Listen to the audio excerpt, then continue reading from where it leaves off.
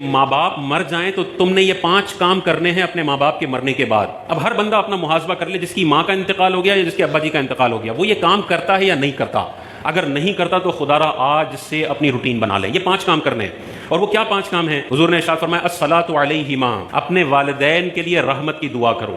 ہم اپنا محاسبہ کر لیں، پچھلے 6 مہینے کے اندر کبھی بھی منہ پہ یہ جملہ آیا یا اللہ میرے والدین کی قبروں پر تو اپنی رحمتوں کا نزول فرما؟ اگر آیا ہے تو آپ اس حدیث پر عمل کرنے والے ہیں، اور اگر نہیں آیا تو آپ کا شمار ان اولادوں میں ہوتا ہے جو بڑی احسان فراموش اولاد ہے۔ یہی ماں باپ تھے جنہوں نے پیمپر تبدیل کیے تھے، 25 سال تک ڈھگا کیا تھا، شادیاں کروائی تھی، کاروبار سیٹ کر کے تمہیں ٹرانسفر کیا تھا۔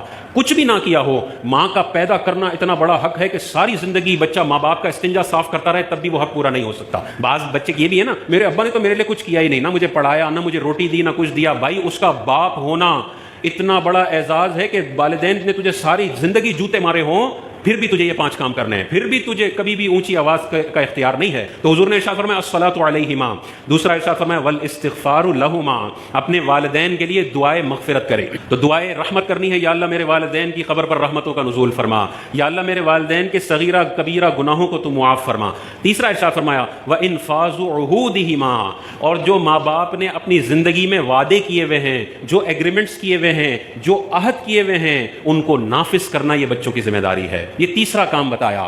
ابا جی نے 90 ڈیز پیمنٹ ٹرم پہ کاروبار کیا ہوا ہے اور 20 دن میں مر گئے، یہ ابا نے عہد کیا ہوا ہے، پورا کرنا بچوں کی ذمہ داری ہے۔ ابا جی نے اپنے ٹریڈ پیبلز کے قرضے دینے ہیں، یہ ابا جی نے عہد کیا ہوا ہے، ان کے ساتھ ایگریمنٹ کیا ہوا ہے، یہ پورا کرنا لازم ہے۔ چوتھا ارشاد فرمایا وَإِكْرَامُ صَدِيقِهِمَا، اور ان دونوں کے دوستوں کی عزت کرنا۔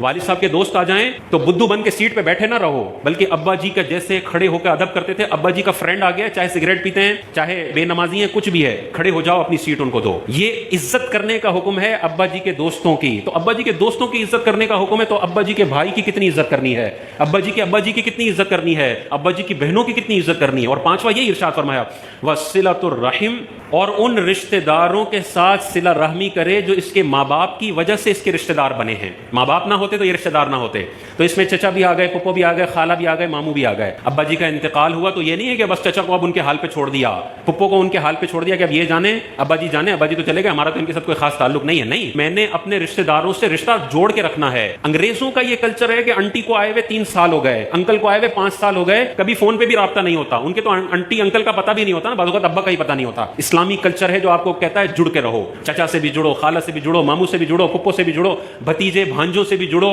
ہر ایک کی خبر گیری کرو، بے حس نہ بن جاؤ، خود غرض نہ بن جاؤ کہ مال ہے تو بس میرا ہے اور میرے بچوں کا ہے۔ پھر جب یہ بندہ محتاج ہوتا ہے تو اس کے رشتہ دار بھی بولتے ہیں جیسے تو نے خود غرضی کا مظاہرہ کیا تھا، آج ہمیں بھی تجھے دینے کے لیے صرف ایک پروڈکٹ ہے اور اس کا نام ہے خود غرضی۔ جو بندہ ساری زندگی خود غرض، صرف اپنے اوپر مال خرچ کرنے والا بخیل انسان ہو، جب یہ اپنے بستر مرگ پر پڑا ہوتا ہے تو کوئی عیادت کرنے بھی نہیں آتا۔